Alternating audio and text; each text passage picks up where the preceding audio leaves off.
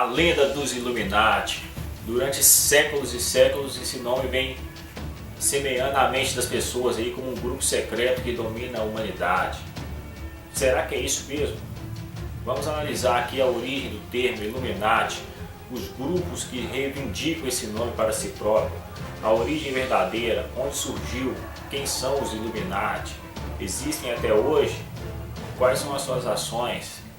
A lenda que povoa o mundo jamais teve uma série dedicada a ela própria, por isso, a partir de agora nós vamos analisar todos os detalhes referentes aos Illuminati. Acompanhe aí, a lenda dos Illuminati começa agora.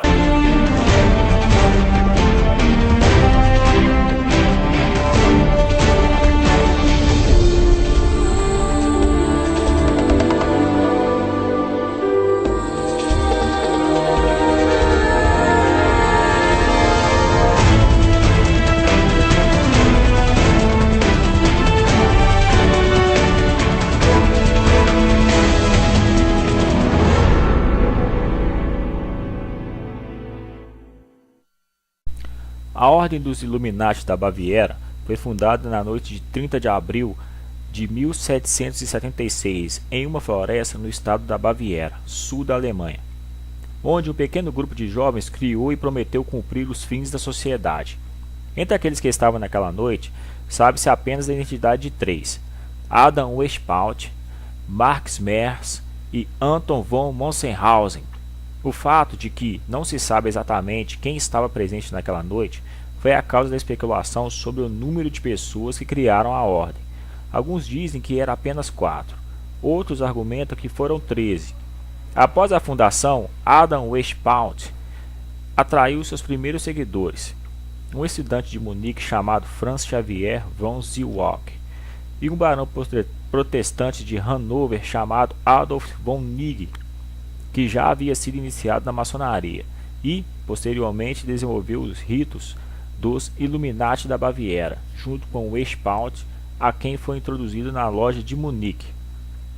Graças às habilidades de von Nigg, os Illuminatis rapidamente se espalharam pela Alemanha, Áustria, Hungria, Suíça, França, Itália e outras partes da Europa, e afiliando personagens como Herder, Goethe, Cagliostro, o Conde de Mirabel, o lendário alquimista Conde de Saint-Germain, entre outros.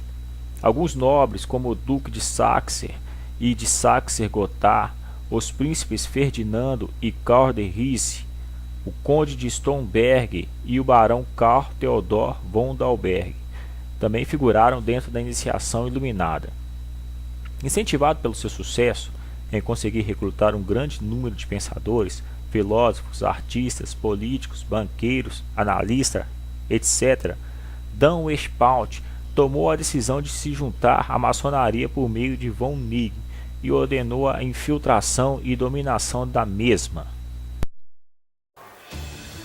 Em 16 de julho de 1732, Adam Weishaupt tentou controlar toda a maçonaria. Mesmo depois de ter conseguido se infiltrar em todas as lojas da grande Europa, alguns iluminados decidiram não apoiar os seus planos, causando assim uma grande decepção à ordem. Depois do fato, von Nigg decidiu renunciar aos Illuminatis e voltou para a sociedade, onde passou seus últimos anos. Mas Adam Weishaupt não desistiu de tentar conquistar os maçons e continuou bolando planos mirabolantes, secretos, para tentar se infiltrar ainda mais na maçonaria. Vamos saber um pouco mais sobre a trajetória dos Illuminati. Os Illuminati da Baviera foram um movimento de curta duração de auto-intitulados livre-pensadores, o ramo mais radical do iluminismo.